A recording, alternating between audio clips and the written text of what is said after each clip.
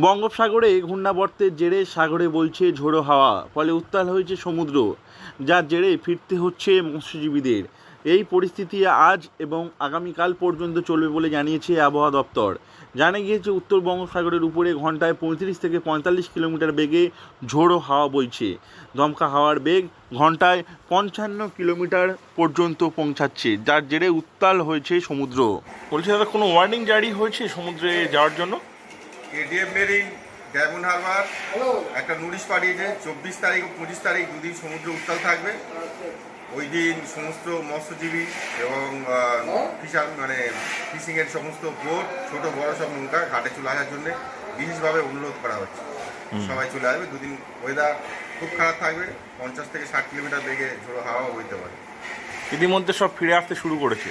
সবাই আস্তে আস্তে তুলে আসা নিরাবস্থানে আসা শুরু করে দিচ্ছে। পশ্চিমবঙ্গ এবং উড়িষ্যা উপকূলে রবিবার পর্যন্ত সমুদ্রের এই উত্তাল পরিস্থিতি বজায় থাকবে। সেজন্য মৎস্যজীবীদের সমুদ্রে যেতে নিষেধ করা হয়েছে। শনিবার মাছ ধরতে গিয়ে ফিরে আসতে হয়েছে সুন্দরবনের মৎস্যজীবীদের। মাছ ধরার একাধিক ট্রলার সমুদ্রে বেরিয়েছিল, কিন্তু সমুদ্র উত্তাল থাকায় তারা বেশি দূর যেতে পারেনি। সকলকেই ফিরে আসতে হয়েছে উপকূলে। এ নিয়ে মৎস্যজীবী ইউনিয়নের পক্ষ থেকে অলোক হালদার জানিয়েছেন, আবহাওয়া খারাপ থাকায় এই মরশুমে বারবার ফিরে আসতে হচ্ছে মৎস্যজীবীদের, ফলে ব্যবসায় ক্ষতি হচ্ছে।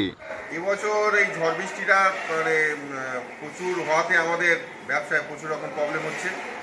ফিশিং ঠিক মতো করা যাচ্ছে না, ইলিশও তো খুব ভালো পাওয়া যাচ্ছে না, ব্যবসার অবস্থা খুব ভালো না। বড় ইলিশ একেবারেই দেখা মিলছে না। বড় ইলিশ নেই। এই মরশুমে পড়েই নি বলছেন? না, এই অনুষ্ঠানে বড় ইলিশ নেই। আর পুজো পর্যন্ত শেষ হবে আর পুজোর পর্যন্ত ইলিশটা হলে হলো, নাহলে ট্রলার পার্টিদের অবস্থা খুব খারাপ। আর পরে বছর বোট ছাড়তে পারবে কিনা তার ঠিক নেই। বৃষ্টির সময় সমুদ্রে মাছ অপেক্ষাকৃত বেশি পাওয়া যায়, কিন্তু ঝোড়ো হাওয়া থাকায় সমুদ্র উত্তাল হচ্ছে। এরকম চললে মাছ ব্যবসায় ক্ষতি হবে বলে জানিয়েছেন মৎস্যজীবীরা। এই সমুদ্র উত্তাল এবং আবহাওয়া খারাপ থাকার প্রভাব পড়েছে উপকূলে। সেখানে দিনের বেলাতেও আকাশ মেঘে ঢেকে রয়েছে, ফলে অন্ধকার হয়ে রয়েছে এলাকা। ঝোড়ো হাওয়া বইছে উপকূলে। 30 থেকে 40 কিলোমিটার বেগে ঝোড়ো হাওয়া বইছে উপকূলে।